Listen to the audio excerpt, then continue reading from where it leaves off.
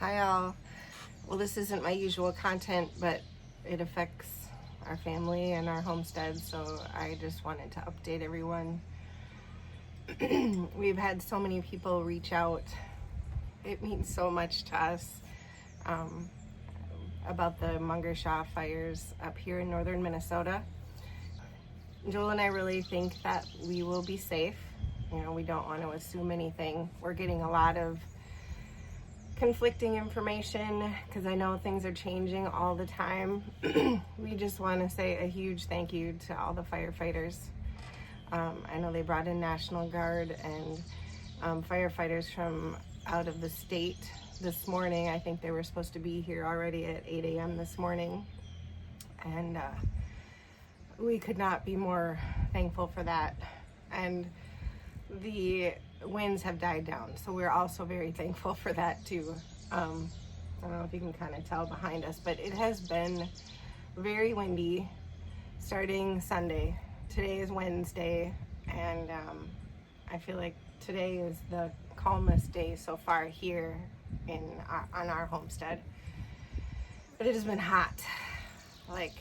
Now I know there are people in the south part of the country that would say 84, 86. That's not hot. For here in May, it's pretty hot and dry. We are expecting rain. I think Joel texted me this morning, and for today's forecast, there might have been like a 15% chance of rain. But as you can see, it's pretty clear and sunny. There's a cloud. I haven't seen a cloud in days. But we are supposed to have a significant chance of rain, I think like 80% tomorrow afternoon, so Thursday afternoon. And that's when authorities say that they expect to be able to have some containment of the fire. I keep looking at this, it's called Watch Duty. It's an app that shows a map of the fire, and I'll show it here, and the evacuation zones, but it keeps saying, it doesn't show anything as far as a number for percent contained, and the news keeps saying it's not contained at all, but it doesn't look like it's growing very fast now. I think there was some growth in the fire last night is what we heard.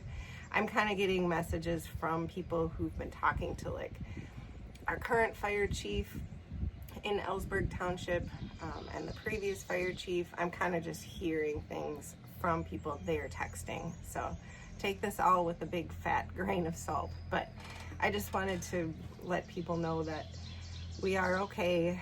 We are in the be ready to evacuate zone. So on this map, we're the blue dot to the north of the fire, in one of the green zones.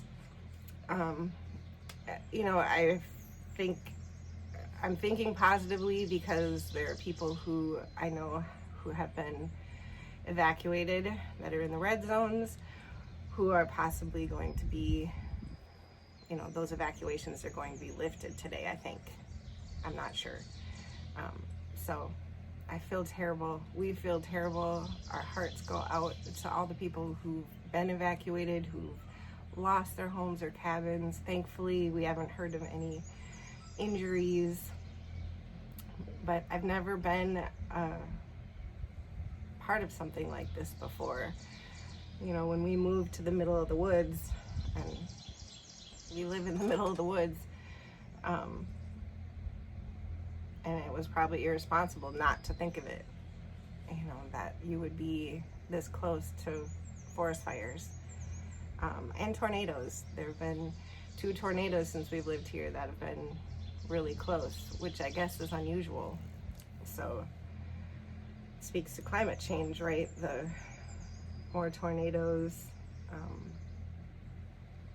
this hot and this dry. They're talking about this being some kind of record-breaking fire in northern Minnesota. Actually, I think that what they're referring to is the Jenkins and the Brimson fires, I guess. There's 2 other fires that are east of us, maybe 50 miles. I'm not sure exactly, which they're less of a concern, I think, because they're farther away and there's more between us and those fires. But the winds have been out of the east since last night, so those fires are, if they're moving west. But again, National Guard and fresh new firefighters are on the scenes this morning. So I think this is when they start to get things contained. So again, I know I'm just repeating myself, but thank you so much to all of you who've reached out. It means so much. I can't even tell you, I can't express to you how much it means. It's so conflicting, all these emotions, trying to be positive, trying to think about, okay, what do I do if we do have to evacuate? You know, people want to know, what are we going to do with our chickens? And honestly, I'm not sure. Have you seen us chase chickens? They're all out free ranging. So if we had to leave in the middle of the day, I don't know. And, you know, to put it into perspective, we're in the green zone. So if we did have to be evacuated, you know, people in the red zones right now have been evacuated and are being allowed back, and their houses or cabins have not burned.